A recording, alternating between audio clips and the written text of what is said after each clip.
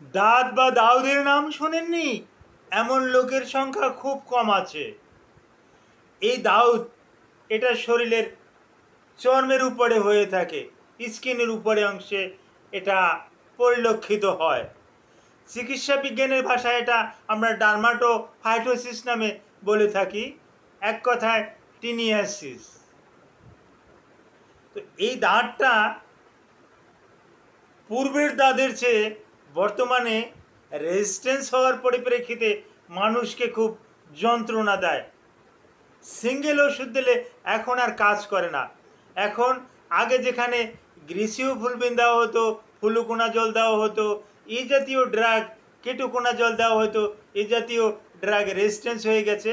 এখন আমরা কিন্তু কম্বিনেশন ড্রাগ দিয়ে কিন্তু চিকিৎসা করি। তো ভিডিওটা দেখুন এবং চিকিৎসার বিষয়টা আপনি মনোযোগ সহকারে দেখলে আপনি কিছু অভিজ্ঞতা অর্জন হবে। আসসালামু আলাইকুম রহমতুল্লাহি ওয়া বারাকাতুহু। আমি ডাক্তার মীর শহীদুল ইসলাম। আমার চেম্বার শুভেচ্ছা 255, ঐতিহ্যবাহী শেখ গার্ড সিলেট। যে গুগলে গিয়ে ডাক্তার মীর শহীদুল ইসলাম কথাটি লিখে সার্চ দিলে আপনি আমার সম্পর্কে যাবতীয় তথ্য পেয়ে যাবেন। যে দর্শক শ্রোতা, আলোচনা করব বহুল পরিচিত, বহুল পুরানো একটা রোগের কারণ, লক্ষণ এগুলো নিয়ে।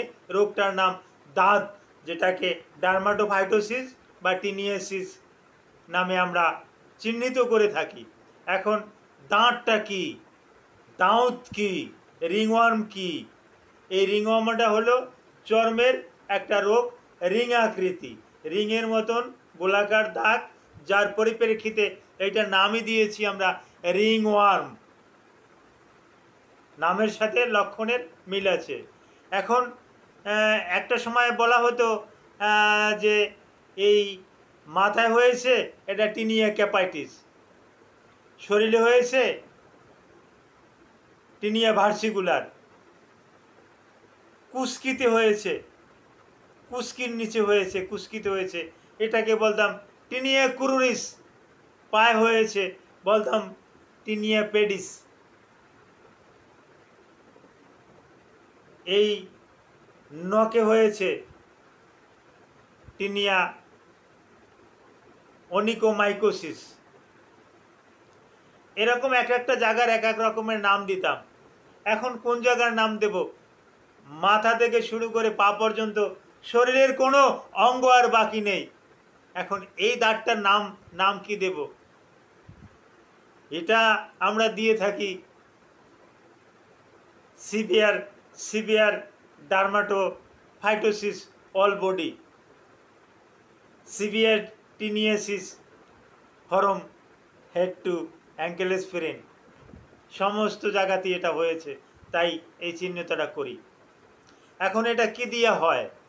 এটা অন কাইন্ডস অফ ফাঙ্গাসটার নামই ডার্মাটোফাইটোসিস। এর আবার ক্লাসিফিকেশন আছে, এগুলো নিয়ে আবার আর একদিন আলোচনা করব। এই ডার্মাটোফাইটোসিস দিয়েই কিন্তু এই দাঁত রোগটা হয়ে থাকে। আর দাঁত রোগটা হলে এর লক্ষণ কি?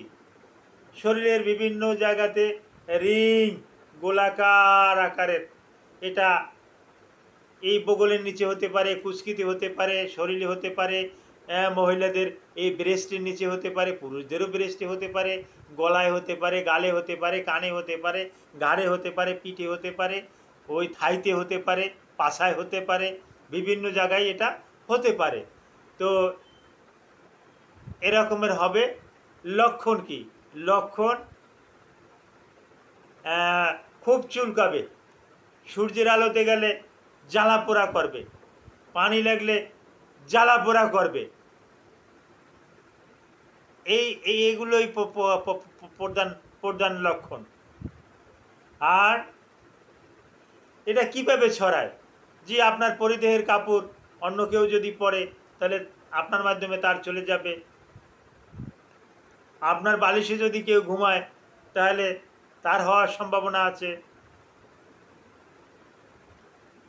এভাবে আপনার ব্যবহৃত চিরুনি, তোয়ালে, আরও এরকমের কত কিছুই না আছে, এই সমস্ত ব্যবহারের জিনিস যদি অন্য কেউ ব্যবহার করে, তার কিন্তু অটোমেটিক্যালি এটা হয়ে যায়।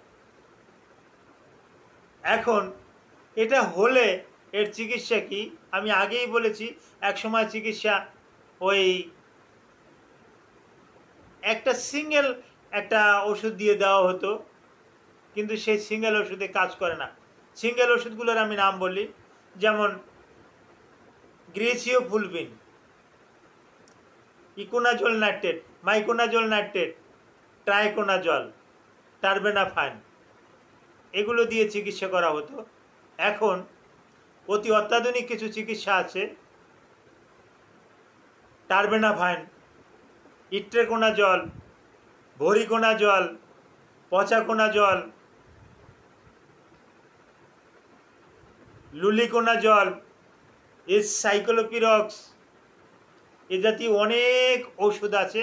এই ওষুধগুলো রুগী আমরা দেখে রুগীর রোগ শনাক্ত করে তারপর রুগীকে যখন কম্বিনেশন আকারে রুগীকে দেই, তখন রুগী অল্প দিনে ভালো হয়ে যায়।